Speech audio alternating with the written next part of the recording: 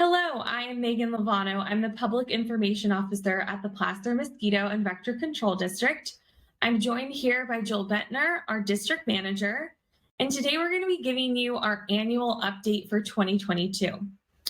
First, we want to remind you that this week it's California's Mosquito Awareness Week, and also a reminder to protect yourself and your family and your community from West Nile virus and vector transmitted diseases by dumping and draining standing water on your property, using an EPA registered repellent that contains ingredients like DEET or picaridin, and also calling us, your local district, for any concerns you might have with mosquitoes or other vectors. Let's get started by revisiting a little bit about our district. Placer Mosquito is an independent, non-enterprise special district in Northern California governed by California Mosquito and Vector Control Law and a 7-member board of trustees. We have 24 full-time employees, and we hire annual seasonal employees during West Nile virus season. Our district's mission is to effectively and efficiently manage the risks from vectors and vector-borne disease in order to protect public health and quality of life in Placer County. Our district service area is all of Placer County, from Roseville to the Tahoe Basin. In West Placer, residents experience mosquitoes most, and we detect West Nile virus annually. In Mid-Placer, mosquitoes are still active, but ticks are more present, and we detect Lyme disease in about 2% of ticks. In East Placer, although we still deal with mosquitoes, we encounter more yellow jacket nuisance problems, and we assist the California Department of Public Health with rodent surveillance and control as needed. Our operations as a district all follow integrated vector management, which is a science-based decision-making tool.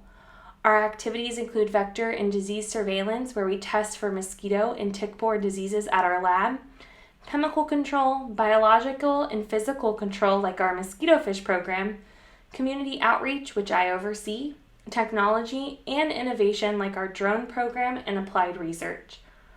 Our responsibility as a district is to monitor vectors and diseases in our county, communicate the risk from those vectors and diseases to the public, manage mosquito populations using integrated vector management tools, and make treatment decisions based on sound science.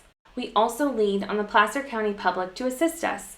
We ask the public to prevent mosquito bites by using an EPA-registered repellent and protective clothing, maintain properties by minimizing standing water, and contact the district to report mosquito problems. Now I'm going to hand it over to Joel, who will provide a more detailed explanation of the mosquito outlook for 2022. Aedes aegypti is an invasive mosquito that was found in Fresno in 2013 and in the Los Angeles area in 2015. This mosquito has quickly spread throughout the San Joaquin and Sacramento valleys over the following years. In 2019, Aedes aegypti was detected in Placer County in one neighborhood along the Sacramento County line. We implemented our invasive mosquito response plan and did not detect them again. However, since 2020, Aedes aegypti has spread to many of our surrounding counties and as far north as Redding. While we were successful in eradicating a small infestation in 2019, the experience of our colleagues in surrounding counties suggests that when we find them again, we will be facing the need to manage these new mosquitoes on a longer-term basis.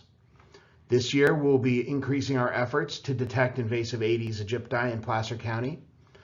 And in some areas, we may be reaching out to the public to report abnormal day-biting mosquito activity.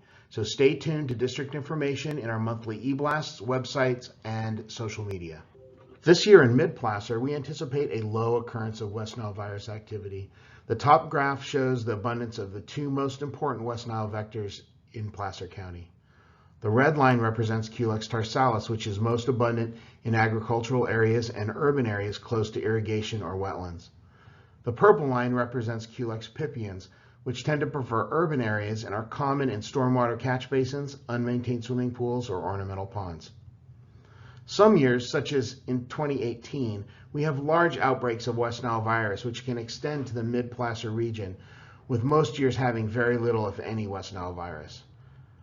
It is important to note, however, ticks and tick-borne disease is present in Mid-Placer, especially around the foothills, and visitors and residents should take precautions to avoid tick bites by staying on trails, wearing protective clothing and repellent, and doing regular tick checks. Ticks that are found attached to your body or pet should be removed promptly and monitor for symptoms of illness for the next several weeks. The district can help identify ticks, but we do not test ticks submitted by the public or diagnose any medical or veterinary condition. Please consult your healthcare provider or vet if you suspect a tick-borne illness. For more information on ticks, please visit the Placer Mosquito website. In addition to the West Nile virus carrying mosquitoes, other mosquito species that bite people but do not transmit disease are active in Placer County. We call these species nuisance mosquitoes. The two nuisance mosquitoes in mid-Placer are the western treehole mosquito and Aedes increpidus. The blue line on the top graph shows a large peak of treehole mosquitoes during the early spring. These mosquitoes lay eggs in damp rot holes in trees and hatch in the spring from tree holes that collect water during the winter or spring. These mosquitoes tend to hatch all at once, which can cause serious amounts of nuisance biting to nearby residents.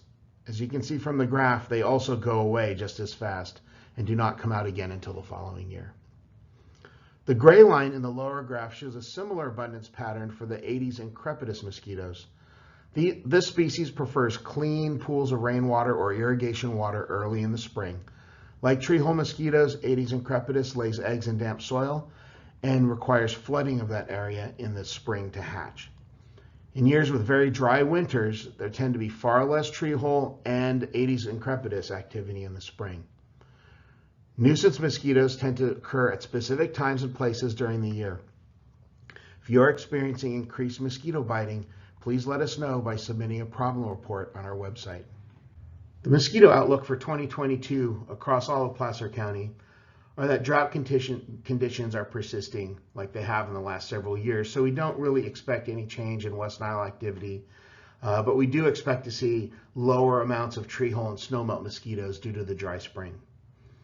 Water conservation practices that may be enacted due to the drought also prevent mosquito habitat and reduce West Nile virus risk, so conserve water. We'll continue to look for invasive Aedes aegypti and take measures to keep them from spreading. We'll also work to improve our preventative larvicide applications in West Placer and East Placer by using our unmanned aircraft to target mosquito larvae habitats. And finally, we're always working to improve our tools and techniques to reduce nuisance mosquito biting, lower West Nile risk, and manage insecticide resistance. So stay tuned to hear about more of our applied research and other efforts to continue to better serve Placer County and keep our public safe. Thank you for joining us for our annual mosquito update for Placer County.